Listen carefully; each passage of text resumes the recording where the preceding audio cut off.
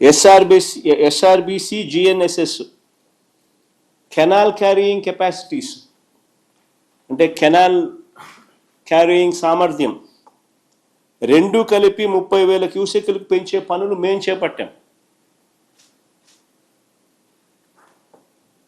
నిప్పుల వాగు ద్వారా నెల్లూరు వరకు 30,000 క్యూసెక్కులు వెళ్లేలా పనులు మేము చేపట్టాం. హెచ్ఎన్ఎస్ఎస్లో కేవలం 2,000 క్యూసెక్కులు మాత్రమే వెళ్తూ అంటే మేము వచ్చాక కాలువ సామర్థ్యాన్ని 6,300 క్యూసెక్కులకు పెంచే పనులకు మేము శ్రీకారం చుట్టాం. ఆవుకుటనలో ఫాల్ట్ జోన్ సమస్యను గత ప్రభుత్వాలు ఏమీ తీర్చలేకపోయాయి.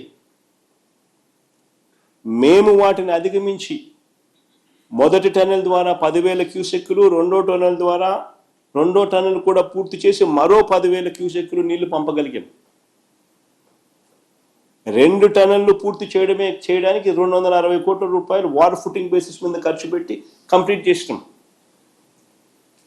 అవుకులో 3వ టన్నెల్ పనులు కూడా మొదలుపెట్టాం.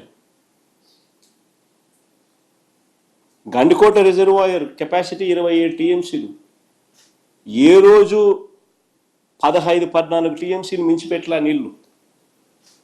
మేము వచ్చిన తర్వాత 1000 కోట్లు R&R మీద డబ్బు ఖర్చు పెట్టి 27 టీఎంసీల ఫుల్ డిశ్చార్జ్ కెపాసిటీలో గండికోట నీళ్లు స్టోర్ చేసినాం. చిత్రావతి ప్రాజెక్టు ఏ రోజు ఫుల్ కెపాసిటీ 10 టీఎంసీలు నీళ్లు ఏ రోజు స్టోర్ చేయలేదు. మేము వచ్చిన తర్వాత 280 కోట్లు ఖర్చు చేసి R&R పనులు పూర్తి చేసి 10 టీఎంసీలు నీళ్లు మేము వచ్చిన తర్వాత పెట్టాం. బ్రహ్మం సాగర్ 17 టీఎంసీలు ఏ రోజు పెట్టలా. మేము వచ్చిన తర్వాత డయాఫ్రమ్ వాళ్ళు కొత్తది వేసి లీకేజ్ సమస్యను పూర్తి చేసి 90 కోట్ల రూపాయలు ఖర్చు చేసి 17 టీఎంసీలు బ్రహ్మం సాగర్లో నీళ్లు నింపాం. మేము వచ్చిన తర్వాతనే వెలుగొండలో 2 టన్నులు పూర్తి చేసి 2 దశాబ్దాల కలను మేము వచ్చిన తర్వాత నెరవేర్చి జాతికి అంకితం చేశాం వెలుగొండ ప్రాజెక్టు.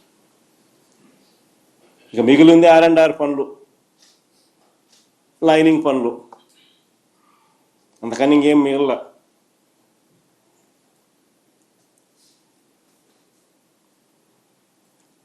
కొన్ని దశాబ్దాలుగా ఆశ్చర్యం కలిగించే విషయం, ఇంకా కొన్ని దశాబ్దాలుగా తెలుగు గంగలో అంతర్భాగమైన సోమశిల, కండలేరు రిజర్వాయర్లను పూర్తి కెపాసిటీలో ఏ రోజు నీళ్లు స్టోర్ చేయలేదు. మేము వచ్చిన తర్వాత R&R పూర్తి చేసి సోమశిలలో 78 టీఎంసీలు, కండలేరులో 68 టీఎంసీలు మేము వచ్చిన తర్వాతనే నింపాం. 120 కోట్ల రూపాయలు ఖర్చు చేసి ఈ డ్యాముల్లో ఫుల్ కెపాసిటీని అచీవ్ చేసినాం. మేము వచ్చిన తర్వాతనే జరిగింది ఇది.